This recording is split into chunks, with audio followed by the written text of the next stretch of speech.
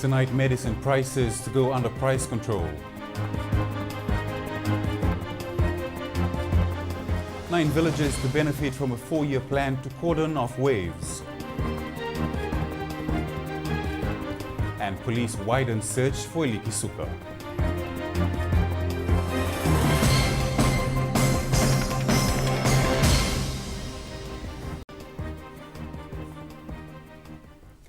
Good evening. A 25-year-old man has been charged for the alleged murder of a 33-year-old farmer of Waisomo, Kandavu. The suspect was brought to Suva yesterday and will be produced at the Suva Magistrates Court tomorrow morning. The accused is alleged to have stabbed the deceased on Christmas Day during a drinking party. Consumers can expect changes to the price of pharmaceutical products from next year. The Commerce Commission will also review prices on a quarterly basis. They play a key role in meeting consumers' needs when it comes to medicine, and the pharmaceutical business has been under the Commission's radar for some time now. From next year, prices of medicine will undergo a quarterly review. Also this year we were able to get the new pricing mechanism for the pharmaceutical items, and now you will see that we undertake quarterly review of the prices like we do for LPG and fuel. Prices to certain medicine will be fixed depending on the location of the pharmacy. Before, you would have noticed within Suva area or within Nandi area, if you go to different pharmacies, the same product prices will vary. What we have done is we have looked at the most efficient procurement and supplier, and we have fixed the price for a particular location. And every quarterly this price is revised, which means that if a particular product, the maximum price we will set for a particular area, no one will sell that beyond that maximum price. So everyone has to sell at that price. So that's a new achievement for this year again. Government bodies that will deal with pharmaceutical will undergo special training conducted by the Commission next year. Going forward for next year, we would want to, while continuing with these cases, we want to undertake a substantial workshops, a number of workshops for government statutory bodies. We note that a number of goods and services provided out of the statutory bodies have a direct implication on the economy as well as the individual and household sector. Fiji One News. A Chinese businessman from the Solomon Islands is currently in custody for allegedly failing to declare foreign currencies at the Nadi International Airport on Friday night. The suspect was arrested after allegedly failing to declare foreign currencies equivalent to $32,400 on his arrival. The suspect is in custody as investigations continue.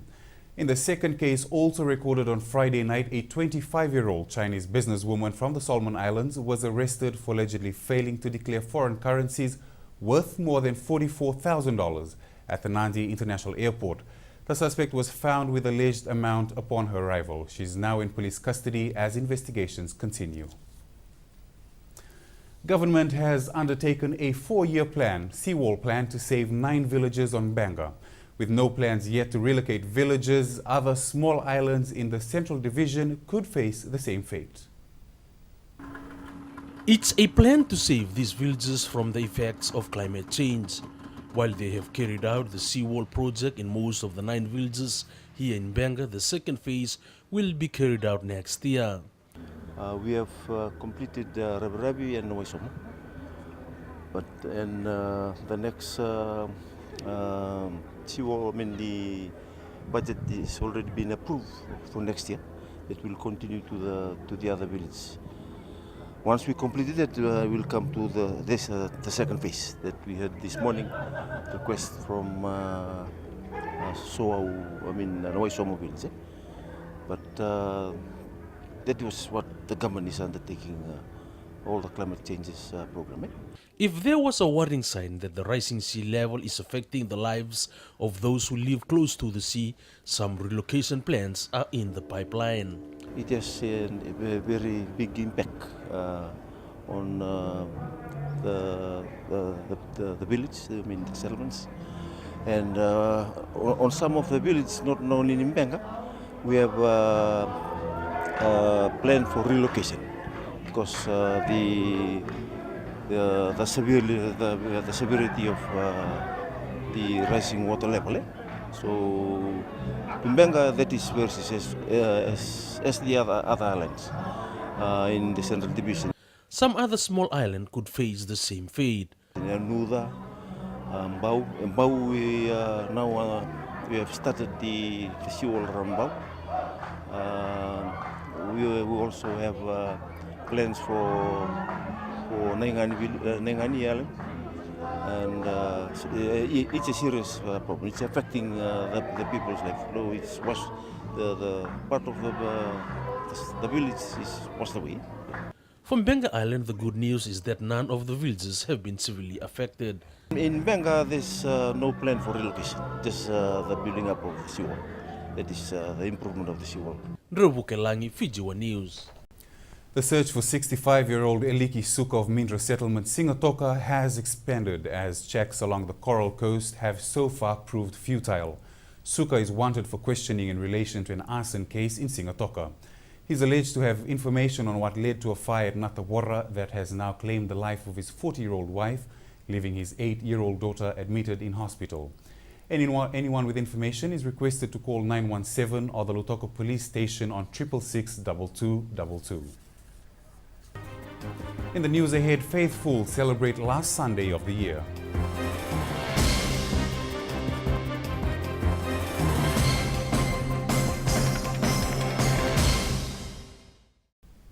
The Elections Office is putting in place measures that will see the smooth running of the general elections. Political parties will also undergo training by the Elections Office on how the polls will be conducted. With 9 months remaining until next year's general election, political parties will have to familiarize themselves with changes to the process. 3 political parties have been informed with training scheduled to take place over the next couple of months. We also highlighted to them that the political parties need to give us the names of the scrutineers much earlier on in the piece. As you know, generally polling stations have scrutineers. So when the votes are being counted, the ballot boxes are being opened and the votes are being counted, they are there to see and satisfy themselves that the counting is being done in a transparent, credible manner. Also, political parties have to submit the names of those that will be present when ballot papers are scrutinized. What we've said to them, unlike previously where names were submitted always at the last minute and there was no training, we want to also have separate training for the scrutineers, so they know exactly what to look for, what are the actual processes and systems that will be used for the counting, what the ballot boxes will look like and what will the seals like, so they know exactly everything. They have also put in place plans for all overseas voters. And so they were happy with that. And also we've highlighted to them about the program about registering the voters offshore. As stipulated in the Constitution, election must take place before September 30th. Ndrovukelangi, Fiji One News. Christians around the country today marked the last Sunday of the year. Our West team spoke to 2 leaders about their message for the new year. While many have been anticipating the coming year, the message from religious leaders in the Western Division could not have been timely. I just want to challenge us and direct us to a point where we can check of ourselves and ask the question, where are we now in our spiritual walk with the Lord? Where are we now in our relationship, in our walk with the Lord? As we prepare for the new year, Reverend Nebalu says people should leave their plans to the Almighty. It is very important to set out plans. But let me just remind us one small part. All our vision and our planning, if God is not invited to be a part of it, I believe it will be a failure. For this community church, the New Year challenge is building communities and serving people better. To pray for the leaders of the country, pray for our country. Not only that, our homes, we build up our altars. The unit of the country is the home. So if we build up our home, our churches will become stronger, our neighborhood will become better, the towns and the cities we live in will become stronger, and we will see a better Fiji. Madiambale Tamana, Fiji One News. Turning overseas, the United Nations says its first peacekeeping reinforcements have arrived in South Sudan. The first of the peacekeepers are 72 members of a police contingent from the Democratic Republic of Congo. Thousands more UN troops are on their way to protect civilians from fighting between rebel and government forces.